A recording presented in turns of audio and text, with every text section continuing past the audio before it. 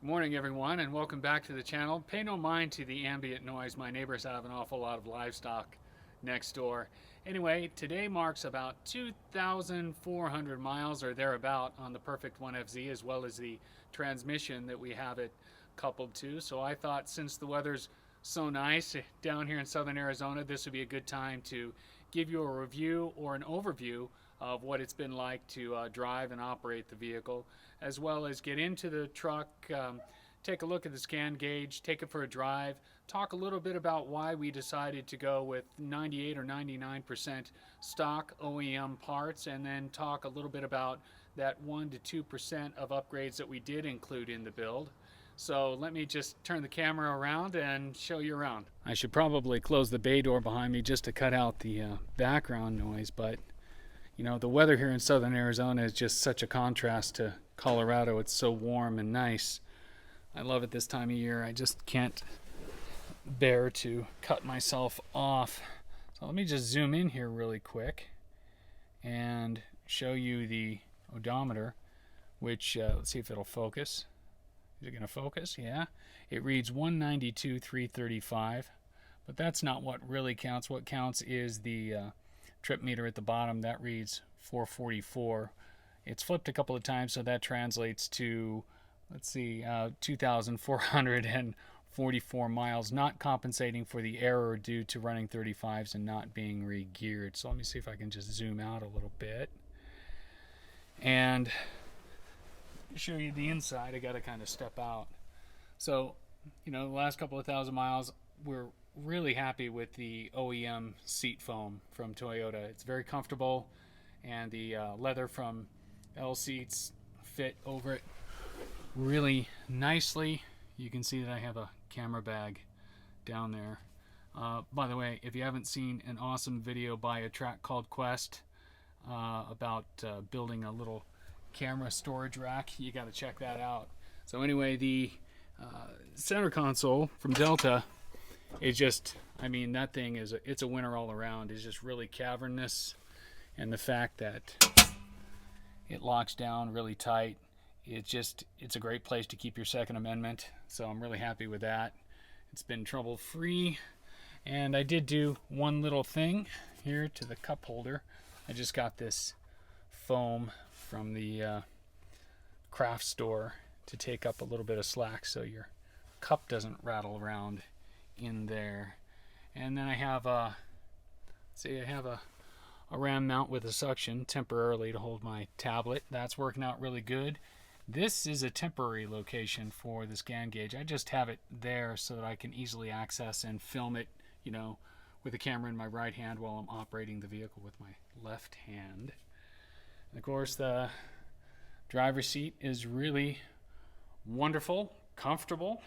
And so let me just pop the hood. All right, so we're happy with the interior. It's been great. I'm still getting organized and got to get all my electrical switches and everything all wired up. So I might need to grab a light to have a look at this. So yes, we went with all stock OEM. The idea was stock, but we did do a couple of little upgrades. The first one is, obviously you can see we did dual batteries. I'll just show you really quick. There's the isolator and the breaker that serves the camper portion of the vehicle. Another little upgrade that I guess I could point out while we're here is, and I might have to zoom in for this. All right, you turn a light on and grab a light on so you can see it. Okay, there you go. That's there you go. That's the orange fan clutch from Land Tank, which we acquired from Wits End a long time ago. And the reason that we did that is because we do have a supercharger ready to install in this vehicle, or almost ready. It's kind of being revamped, and we're getting an intercooler built for it. It's with Figs Engineering up in Colorado. So let me see if I can just kind of zoom back out again. Either way, I mean, I live in Arizona, and this fan pushes a lot of air. It might be interesting to just kind of show you some of the numbers. I noticed that, I mean, it really does the trick. One other thing that might be worth mentioning is, if you can see in here, let me get a light. Maybe I got to zoom in again a little bit and get the light in there. There you go. So we did go with the 150 amp alternator, as I explained in the first video when the engine was on the stand. We used the Photoman kit from the forum, and we've been driving 2,400 miles, and I'm really happy we put that in with some of the accessories that we've been experimenting with. Now again, stock, but it might be worth mentioning that we did, let me put the light down, we did ceramic coat a lot of the parts, the air intake manifold, and if you can see down in there, you can see that we powder coated or ceramic coated the fuel rail, the valve cover.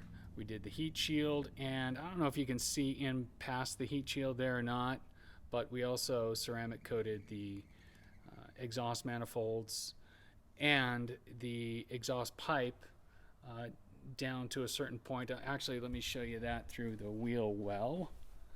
Alright, so this is a better angle for that. Let me put this light over here.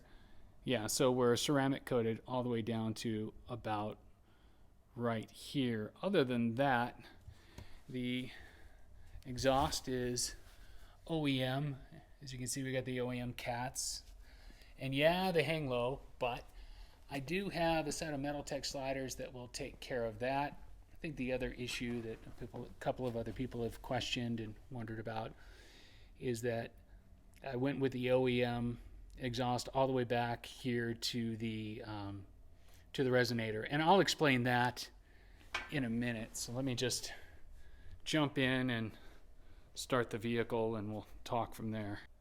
All right, now that I'm inside of the vehicle, it's nice and quiet in here. Maybe I can explain why I went so conservative with the OEM exhaust all the way out to the resonator, and maybe I can just start it with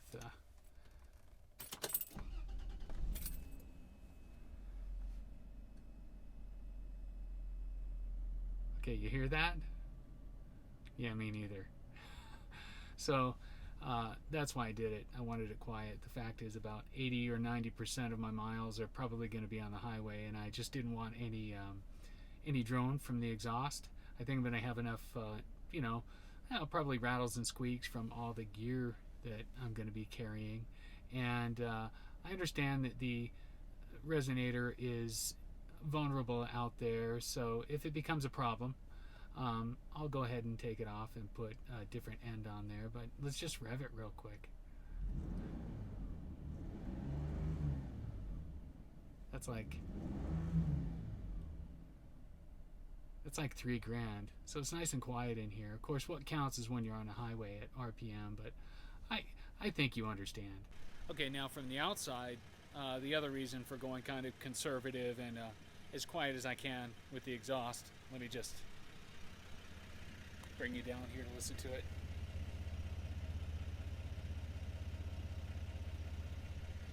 And by the way, I did turn the microphone around for that. The other reason to go quiet is because the way that I get heat temporarily when I'm up in the tent on a cold morning is I flip on the ignition, turn on the heat, and it gets warm in there. And if I'm camping, within a couple hundred feet of a friend, I'd just rather have a quiet idle than a noisy one. So that's the other benefit to it. Okay, now I'm back in the vehicle, and as you can see, I have the AC running. Maybe you can hear it. And I'll give you a look at the scan gauge. I've been idling here for about 10 minutes with the air conditioner running, and that's the reading I'm getting. Now it does jump up to 186. Granted, it's cool afternoon here in Tucson. There you go, 186.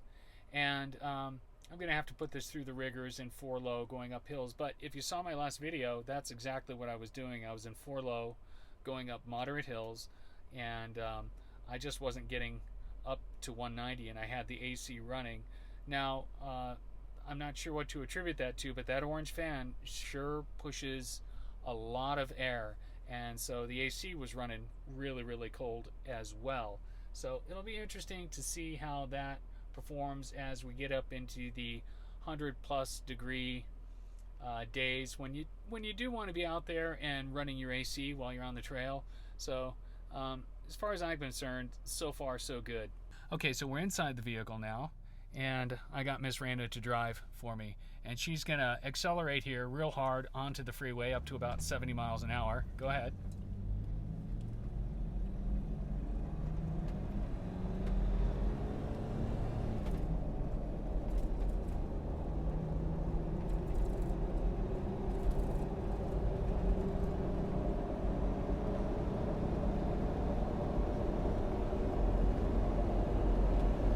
Okay, that should give you an idea of the noise level. Now, there's a little bit of rattling and stuff from some of the gear that we have inside of here, but we're going, what, 77?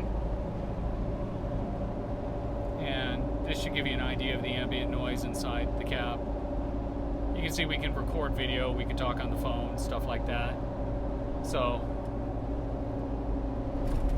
Miss Randa, what do you think of your new 1FZ? Happy. Quiet enough? Yeah.